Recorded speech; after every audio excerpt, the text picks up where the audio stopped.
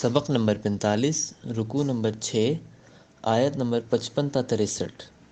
قرآن مجید کی تلاوت حرفی لفظی اور با محاورہ ترجمہ بما تشریح حافظ محمد قاسم خان کی آواز میں۔ بسم اللہ الرحمن الرحیم۔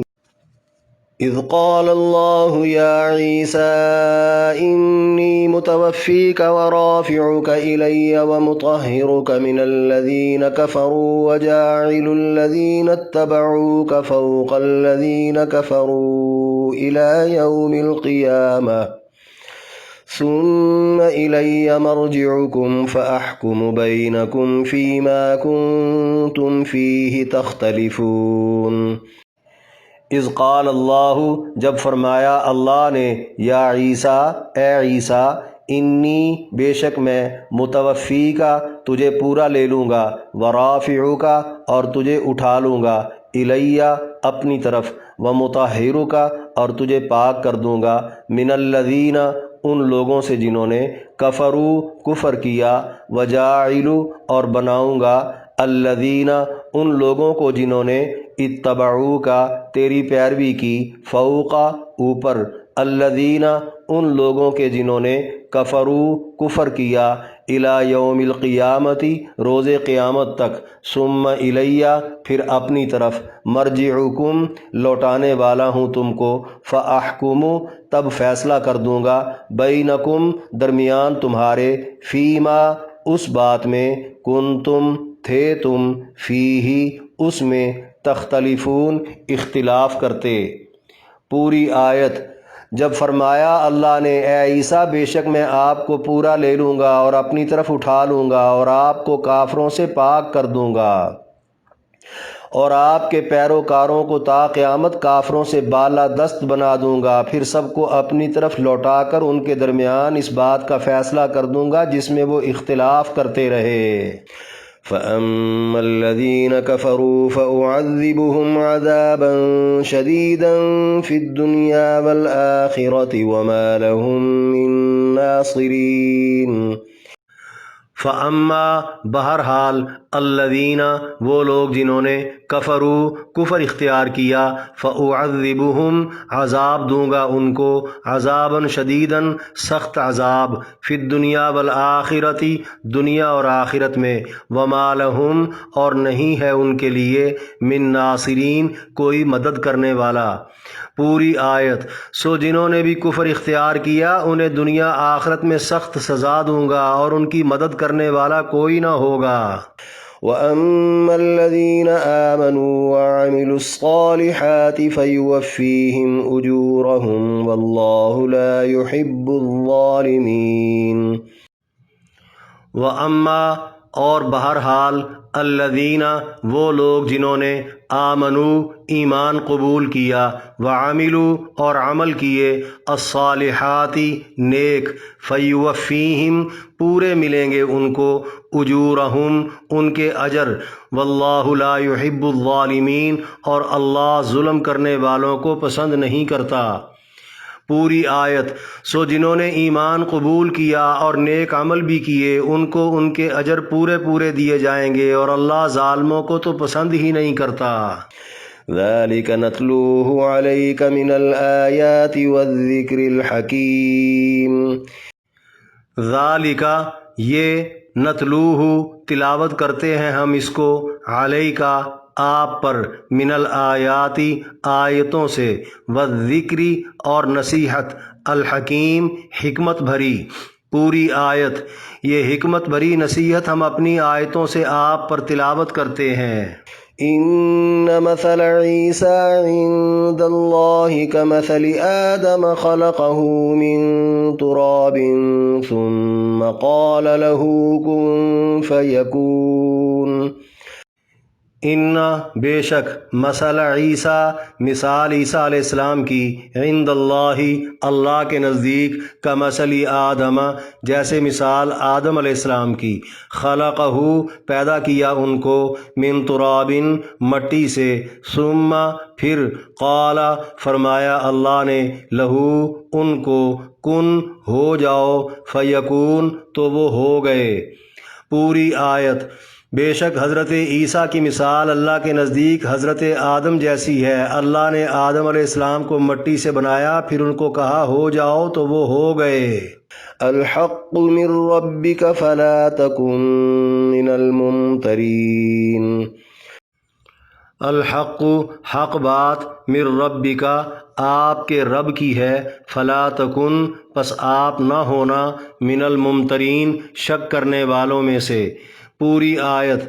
حق وہی ہے جو آپ کے پروردگار سے آئے، سو آپ شک کرنے والوں میں شامل نہ ہونا۔ فمن حاجك فيه من بعد ما جاءك من العلم فقل تعالوا ندع أبناءنا وأبناءكم ونساءكم وأنفسنا وأنفسكم ثم نبتهل فنجعل لعنة الله على الكاذبين۔ فمن جس کسی نے حاجہ کا جھگڑا کیا آپ سے، فیہ اس بارے میں، من بعدی بعد اس کے، ما جاءکا وہ جو آ گیا آپ تک، من العلم علم، فقل پس آپ فرما دیجئے، تعالوا آ جاؤ، ندعو بلا لیں ہم، ابناءنا اپنے بیٹوں کو، و ابناءکم اور تم اپنے بیٹوں کو، و نساءنا اور ہم اپنی عورتوں کو، و نساءکم اور تم اپنی عورتوں کو، و انفسنا اور ہم اپنے آپ کو، و انفسکم اور تم اپنے آپ کو، ثم نبتہل پھر التجا کریں گے ہم، فنجعل پس ڈالیں گے ہم، لعنت اللہ لعنت اللہ کی، علی الکاذبین جھوٹ بولنے والوں پر۔ پوری آیت۔ سو جس نے آپ تک علم پہنچ جانے کے بعد بھی آپ سے عیسیٰ بن مریم کے بارے میں جھگڑا کیا، تو آپ فرما دینا آ جاؤ ہم بلا لیں اپنے اپنے بچوں کو، اپنی اپنی عورتوں کو اور خود اپنے آپ کو، پھر التجا کریں اور جھوٹوں پر لعنت ڈالیں۔ ان هذا لهو القصص الحق وما من اله الا الله وان الله لهو العزيز الحكيم۔ ان هذا بے شک یہی، لہو القصص الحق وہ سچے قصے ہیں، وما من الہ اور کوئی معبود نہیں، الا اللہ مگر اللہ، وان اللہ اور بے شک اللہ، لہو العزیز الحکیم وہی غالب ہے حکمت والا ہے۔ پوری آیت۔ بے شک یہی وہ سچے قصے ہیں اور نہیں کوئی معبود مگر اللہ ہی، اور بے شک اللہ ہی غالب حکمت والا ہے۔ فَإِن تَوَلَّوْا فَإِنَّ اللَّهَ عَلِيمٌ بِالْمُفْسِدِينَ۔ فَإِن تَوَلَّوْا اگر منہ پھیر لیں وہ، فَإِنَّ اللَّهَ تو بے شک اللہ، علیم جاننے والا ہے، بالمفسدین فساد کرنے والوں کو۔ پوری آیت۔ سو اب بھی اگر وہ حقائق سے منہ پھیر لیں تو اللہ فسادیوں کو خوب جاننے والا ہے۔ اس رکوع میں 9 آیات کی تشریح۔ آیت نمبر 55 اذ قال اللہ یا عیسیٰ سے فیما کنتم فیہ تختلفون تک جب فرمایا اللہ نے اے عیسیٰ بے شک میں آپ کو پورا لے لوں گا اور اپنی طرف اٹھا لوں گا اور آپ کو کافروں سے پاک کر دوں گا۔ یعنی تسلی رکھیں، یہودیوں کا سولی چڑھانے اور قتل کرنے کا منصوبہ بالکل پورا نہیں ہوگا، اور آپ کی روح کو جسم سمیت اپنی تحویل میں لے کر آسمان کی جانب اٹھا لوں گا۔ سورہ نساء کی آیت نمبر 157 میں تو یہودیوں کے دعوی قتل کی نفی کرتے ہوئے فرما دیا، نہ انہوں نے حضرت عیسیٰ کو قتل کیا نہ ہی سولی چڑھایا، لیکن انہیں شبوں میں ڈال دیا گیا، جسے وہ سولی دے کر سمجھ رہے تھے کہ انہوں نے عیسیٰ بن مریم کو ہی سولی دی، دراصل وہ ان کا اپنا آدمی ہی تھا، جسے بعد میں بازیاب بھی نہ کر سکے، اور کہتے رہے جس کو سولی دی ہے شکل سے تو وہ عیسیٰ ہی لگ رہا تھا، مگر باقی جسم مختلف تھا۔ بیشتر گمراہ لوگ قرآن و حدیث میں درج سینکڑوں صریح آیات اور دلیلیں نظر انداز کر کے صرف اس ایک لفظ متوفی کا سے وفات اور فوتگی مراد لے کر حیات عیسیٰ علیہ السلام کے منکر بنے بیٹھے ہیں، جس میں قادیانی سر فہرست ہیں۔ جو محض مرزا غلام قادیانی کے متضاد دعووں کو سچا ثابت کرنے کے لیے کبھی وفات عیسیٰ کے مدعی بنتے اور کبھی وہ نزول عیسیٰ کا عقیدہ مرزے پر چسپاں کر دیتے ہیں کہ یہی عیسیٰ ہے۔ اور بعض وہ لوگ بھی بھٹکتے نظر آتے ہیں جنہیں قدرت کے کرشمے اور نبیوں کے معجزے ہضم ہی نہیں ہوتے۔ لفظ وفات اور فوت کا لغوی معنی پورا پورا لین دین کرنے کے ہیں۔ کسی کا پورا ساتھ نبھانے پر وفا اور وفاداری بولا جاتا ہے۔ قرآن میں لفظ وفیت گزرا ہے جس کا معنی پورا پورا بدلہ دینے کے ہیں۔ اسی طرح یوفا، توفا، وفا کے بھی یہی معنی ہیں۔ یتوفاکم باللیل، روزانہ رات کو وفات دے دینا یعنی پوری نیند سلا دینا اور صبح اٹھا لینا۔ یہاں نیند پر بھی یہی لفظ بولا گیا۔ اوفو بعہدی اوفی بعہدکم، ایفائے عہد کرنا۔ اوفو بالعقود، عہد و پیمان نبھانا۔ اوف الکیل، ناپ تول پورا پورا کرنا۔ یوفون بالنذر، مانی ہوئی نذریں پوری کرنا۔ یتوفی الانفس حین موتها، عمر پوری ہونے پر موت کا واقع ہو جانا۔ آیت میں فوت اور موت دونوں کا ذکر الگ الگ کر کے بتا دیا۔ موت کا معنی مرنا اور فوت کا معنی پورا لینا ہے۔ جیسے انتقال موت پر بولا جاتا ہے کہ فلاں انتقال کر گئے، مگر انتقال کا اپنا معنی موت نہیں بلکہ منتقلی ہے، وہ جائیداد کی ہو یا کسی اور چیز کی۔ بالکل اسی طرح یہاں لفظ متوفی کا اگر اس کا اپنا معنی کریں گے تو حضرت عیسیٰ کو روح مال جسد پورا پورا اللہ کا اپنی تحویل میں لینا، قبضے میں لینا مراد ہوگا۔ اگر نیند کا معنی کریں گے تو نیند طاری کر کے آسمان کی طرف اٹھا لینا مراد ہوگا۔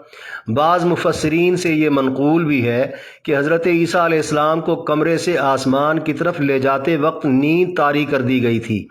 اور اگر موت کا معنی کریں گے تو یہودیوں کا قتل کرنے یا سولی دینے سے نہیں بلکہ اپنے مقررہ وقت پر طبی موت سے وفات پانا مراد ہوگا، جیسا کہ نبی علیہ السلام کے صحیح سند کے ساتھ فرامین منقول ہیں۔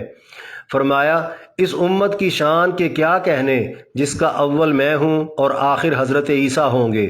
اور فرمایا، قرب قیامت حضرت عیسیٰ کا نزول ہوگا، وہ دجال کو قتل کریں گے، اس کے بعد 40 سال زندہ رہ کر اپنی طبی موت وفات پائیں گے۔ روایات میں یہ بھی ہے، جب انہیں آسمان کی طرف بلند کیا گیا تو پاس بیٹھی والدہ بی بی مریم نے دامن تھام لیا، جس پر حضرت عیسیٰ علیہ السلام والدہ کو یہ کہتے ہوئے آسمان کی طرف چڑھ گئے کہ اب قیامت والے دن ہی ملاقات ہوگی۔ والدہ بی بی مریم اس واقعے کے 6 سال بعد تک زندہ رہیں، پھر وفات پا گئیں۔ آسمان کی طرف اٹھائے جانے کا لفظ رافع کا بعد میں اور فوت کر دینے کا لفظ متوفی کا پہلے ذکر کرنے کی ایک وجہ یہ ہے کہ قتل اور صلیب چونکہ یہودیوں کا انتہائی منصوبہ تھا، اس لیے اہمیت کے درجے میں تسکین قلب کے لیے طبی موت کا ذکر رفع الی السماء سے قبل ضروری سمجھا کہ ابھی تو موت مقدر میں ہے ہی نہیں۔ دوسری وجہ یہ کہ اللہ کا بیٹا ماننا عقیدہ توحید کی نفی تھی، جس کے اس بات میں حضرت عیسیٰ کی طبی موت کا ذکر پہلے لا کر واضح کر دیا کہ اللہ تو لا فانی اور حی لا یموت ہے، جبکہ عیسیٰ علیہ السلام کی عمر پوری ہونے پر ان کی موت برحق ہے، تاکہ کوئی مشرک رفع الی السماء سے غلط دلیل نہ اخذ کر لے۔ اس طرح آپ کے متعلق کافروں کے نجس عقیدے، تہمت تراشی اور دشمنی سے اللہ نے آپ کو پاک کر کے اٹھا لیا، یا یہ بھی مراد ہے دوبارہ دنیا میں بھیج کر اللہ پاک بازی ثابت کر دیں گے۔ آخر میں فرمایا، اور آپ کے پیروکاروں کو تا قیامت کافروں سے بالا دست بنا دوں گا، پھر سب کو اپنی طرف لوٹا کر ان کے درمیان اس بات کا فیصلہ کر دوں گا جس میں وہ اختلاف کرتے رہے۔ یعنی عیسیٰ علیہ السلام کے دشمن تا قیامت محکوم و مغلوب ہی رہیں گے۔ حضرت عیسیٰ علیہ السلام کے بعد سن عیسوی 70 میں یہودیوں کو بہت مار پڑی۔ ٹائٹس رومی کے ہاتھوں ہیکل سلیمانی مسمار ہوا جو آج تک گرا پڑا ہے۔ یروشلم کے 1,30,000 کے قریب ایک ہی دن میں یہودی قتل کر دیے گئے تھے، اور باقی ماندہ یہودیوں کو فلسطین سے نکال دیا گیا تھا۔ یروشلم اور پورے فلسطین پر عیسائیوں کا قبضہ رہا، جو عیسائیوں نے ایک معاہدے کے تحت حضرت عمر رضی اللہ تعالیٰ عنہ کے حوالے کیا، جسے معاہدے کے مطابق حضرت عمر نے کھلا شہر قرار دے دیا۔ تب وہاں یہود کی آمد و رفت شروع ہو گئی، مگر قبضہ دیتے وقت عیسائیوں نے ایک شرط لکھوا لی تھی کہ یہودیوں کو یہاں کی شہریت نہیں دی جائے گی۔ خلافت عثمانیہ تک یہ شرط لاگو رہی۔ زوال خلافت کے بعد 1917 میں برطانوی وزیر بلفوز سے ساز باز کر کے یہودیوں نے ایک بل منظور کروا لیا، جس کے مطابق یہودیوں کو جائیداد خریدنے کی اجازت مل گئی۔ بل کی منظوری کے ٹھیک 31 سال بعد یہودی ریاست اسرائیل قائم ہو گئی۔ جب سے عیسائی اقتدار اپنے مذہب سے جدا ہوا، تب سے یہ امریکہ، برطانیہ و دیگر عیسائی ممالک کے کندھوں پر ناچنے لگے۔ آج بھی اگر عیسائی ان کی پشت پناہی چھوڑ دیں تو عرب ان کے چیتھڑے اڑا دیں۔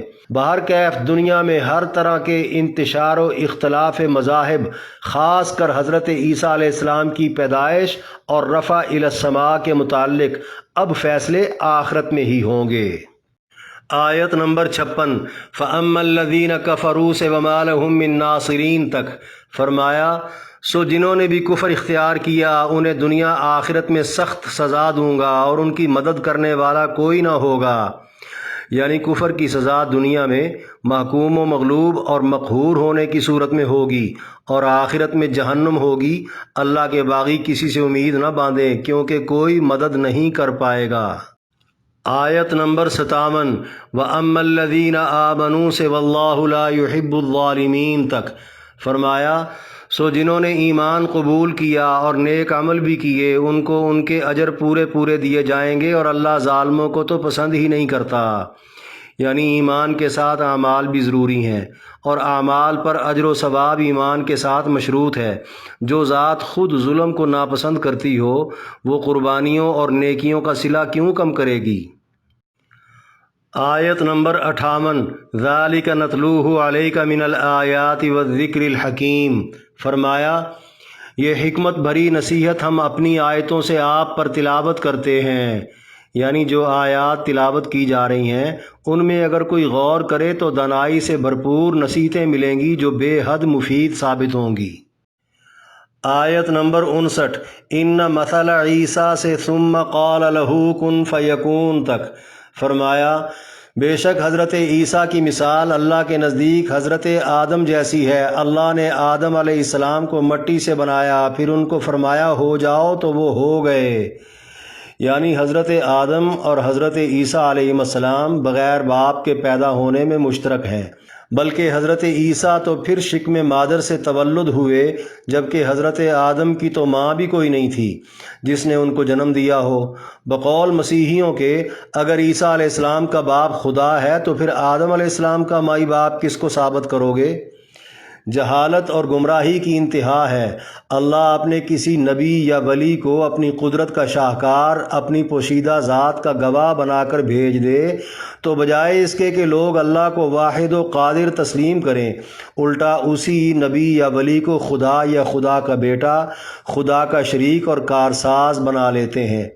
متعدد و مستند روایات کے مطابق نجران سے آئے ہوئے عیسائی وفد نے نبی کریم علیہ السلام سے پوچھا، آپ کے نزدیک عیسیٰ علیہ السلام کا کیا تعارف ہے؟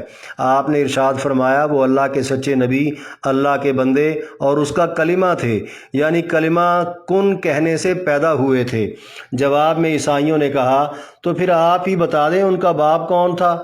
کیا کوئی بغیر باپ کے پیدا ہوا؟ کیا کسی نے مردوں کو زندہ کیا؟ کسی نے مٹی کے پرندے بنا بنا کر پھونک مار کر جاندار کر کے اڑائے؟ کسی نے ہاتھ پھیر کر اندھوں کو بینائی دی؟ یہ سارے کام خدا کے علاوہ کبھی کسی نے کیے؟ تب یہ آیت کریمہ نازل ہوئی کہ آدم علیہ السلام کی پیدائش تمہیں کیا معلوم نہیں؟ آدم کو گارے مٹی سے بنا کر اللہ نے صرف ہو جاؤ کہا تو وہ ہو گئے۔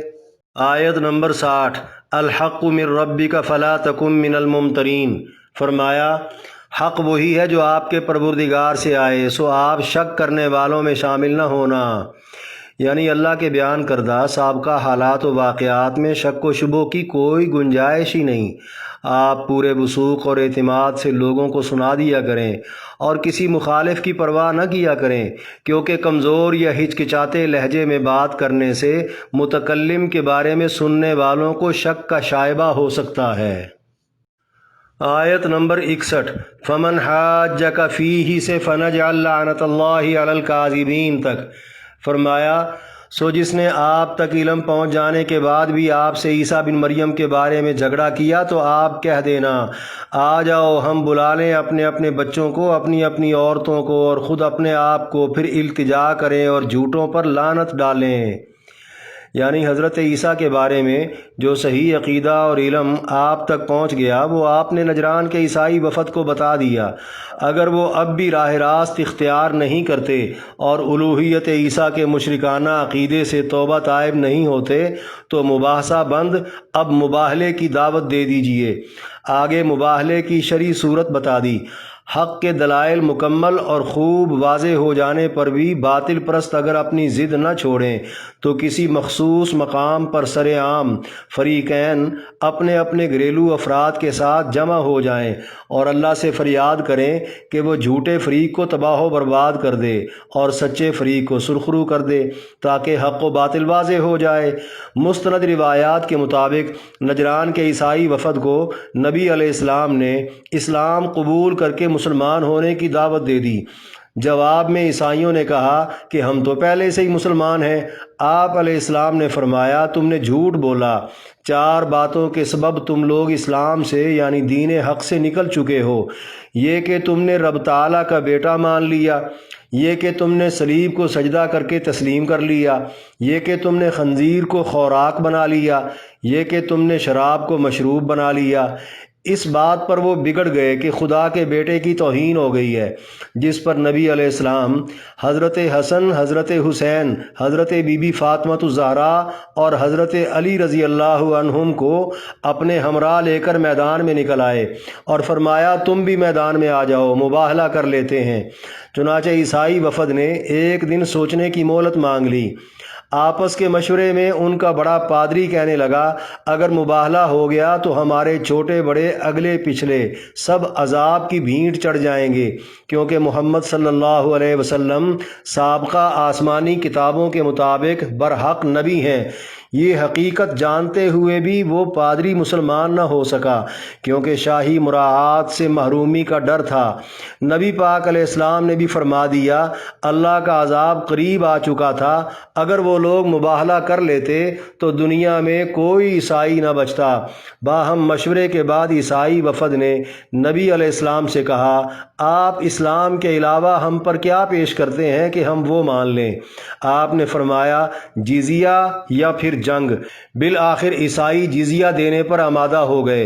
نبی علیہ السلام نے ان سے جزیہ پر صلح فرما لی۔